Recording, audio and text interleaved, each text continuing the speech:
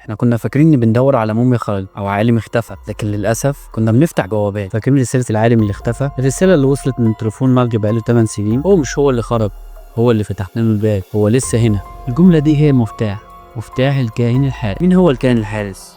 وليه كان بيدفنوه حي؟ وايه معنى الخط الثالث اللي الخبير اتجمد اول ما شافه؟ في الختام ده الاسرار كلها تنكشف. النتيجه اخطر بكتير من اللي تخيلناه. يلا بينا نكسر الختم ده عشان نفهم اللعنه. لازم نعرف مين هو الكاهن. ده مش كاهن عادي كان بيعمل طقوس جنازه وخلاص، ده اسمه موجود في النصوص القديمه اللي اكتشفناه انهم حملوا ان هو الكاهن ده ما كانش بيحرس كنوز، الكاهن ده كان بيحرس سر القوه. الكاهن ده كان عنده قدره غريبه ان كان ممكن ينقل روحه من جسد لجسد او من مكان لمكان علشان يحمي السر ده.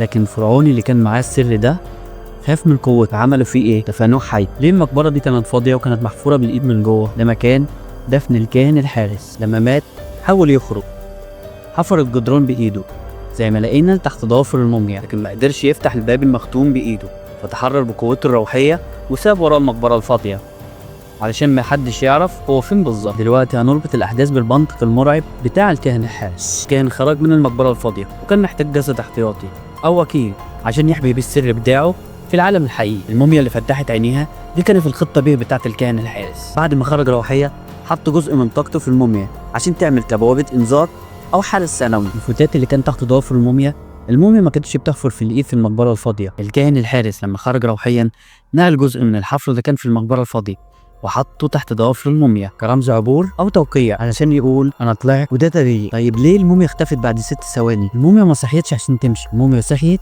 عشان تلاقي الكاهن الحارس. ولما الكاميرا فصلت 6 ثواني ده مش قطع اشاره، ده نقل روح. الكاهن الحارس سحبها معاه في مكان تاني عشان ما تقعش في ايد البعثه. نيجي لاخطر نقطه في القصه كلها، الخط التالت. الخط التالت مش اليوم اللي هيفتح فيه الكاهن الحارس عينه تاني. الخط التالت هو اكتمال الخطه بتاعت الكاهن الحارس. الخطه كانت محتاجه جسم حي من عناصرنا الحي، جسم يقدر يتحرك ويتكلم ويكمل المهمه، يقدر يفتح الباب. مين اللي فتح الباب ده؟ العالم اللي شاف حركه العين بعينه، العالم اللي قال هو كان مستني حد يفتح له الباب واحنا فتحنا الباب الغلط. اللعنه مش موت، اللعنه استبدال. الكاهن الحارس استبدل العالم بجزء من روحه او طاقته. العالم اللي اختفى دلوقتي هو الوكيل او العين الجديده للكائن الحارس في القرن ال21. الهمس اللي سمعوه التالت قرب ده مش تحذير، ده اعلان ان الجسد الجديد للكائن الحارس بقى جاهز للتحرك. رساله العالم الاخيره هو لسه هنا.